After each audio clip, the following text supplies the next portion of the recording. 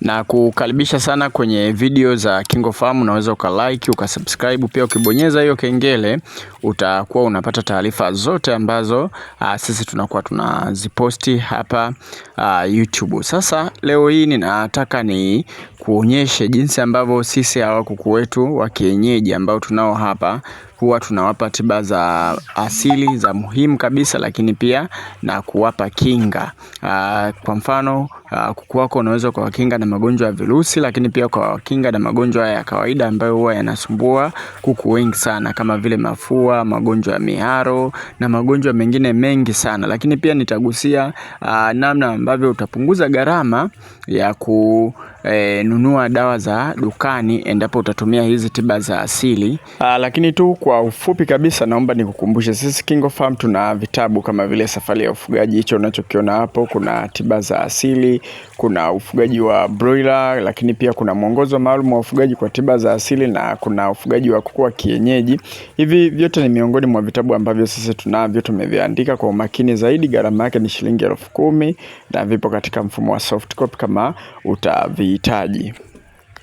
Moja ya faida kubwa ambayo wafugaji wa kuku wa kienyeji tumebarikiwa nayo au tunayo, hawa kuku wana kinga kubwa sana kuliko kuku wengine. Yani kinga ile ya asili ya yeye mwenyewe kuku. Na tunapozungumzia kinga tunamaanisha kwamba uwezo wa huyo kuku kupata magonjwa ni tofauti kabisa na hawa kuku wa kisasa au hawa kuku chotala.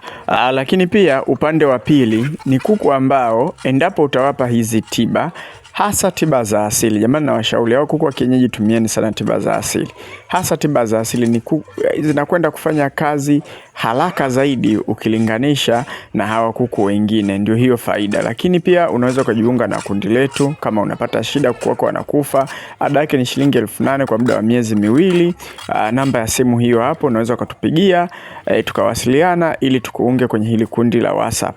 Sasa ndugu zangu, sisi hapa shambani endapo kuku ataumwa muharo wote ule, sisi tunafuga kuku wote. Kwa hiyo kinga ambayo huwa tunaikimbilia na huwa inatusaidia ni mchanganyo huu ambao unaona hapo tumewachanganyia. Humo kwenye huo mchanganyo tumeweka majani ya mwarobaini, lakini pia tumeblend. Tunatumiaga hii blend ambayo unaiona hapa kwa ajili ya kublendi. Tumeblendi majani ya mpapai, lakini pia ukiachana na huu mwarobaini ambao tunao hapa, tumepanda aloe vera. Kwa hiyo tunatumia sana aloe vera. Hayo majani matatu sisi ndio ambayo tunayo hapa, na muda mwingine huwa tunatumia majani ya mpela kwa ajili ya kuwatibia miharo au kuku. Inategemeana na aina ya mharo. Kwa mfano kama kuku wako wanahara damu, hapo majani ya mpapai ndio yatafaa zaidi. Na muharo mweupe pia utatumia majani ya mpela. Sasa unaona huu mchanganyo ambao huwa hapa tumeuweka. Kuna muda mwingine unaweza ukawa umewafuga kuku ukaona kama vile wanavaa makoti.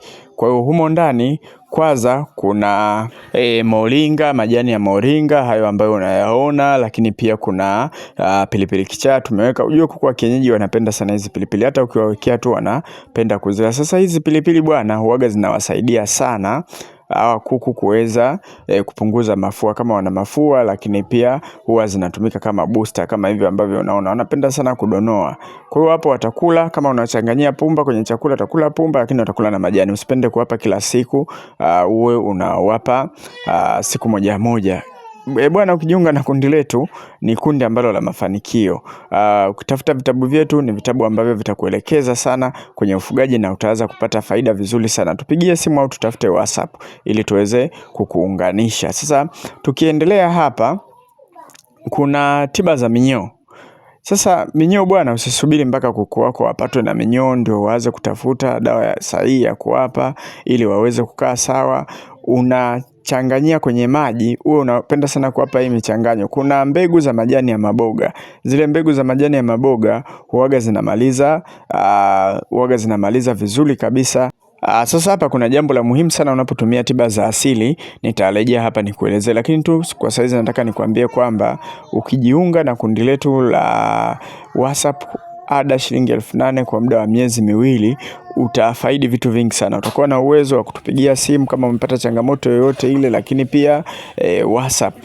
Kama unavyoona hiyo simu inapita hapo kwa tunajibu meseji za watu, maswali wanaouliza WhatsApp, lakini pia mafunzo mbalimbali utakuwa unayapata kupitia kwenye group letu la WhatsApp. Ada ni shilingi 8,000 kwa muda wa miezi miwili. Sasa nilisema kwamba kuna kitu nataka nikuambie ambacho ni kizuri zaidi.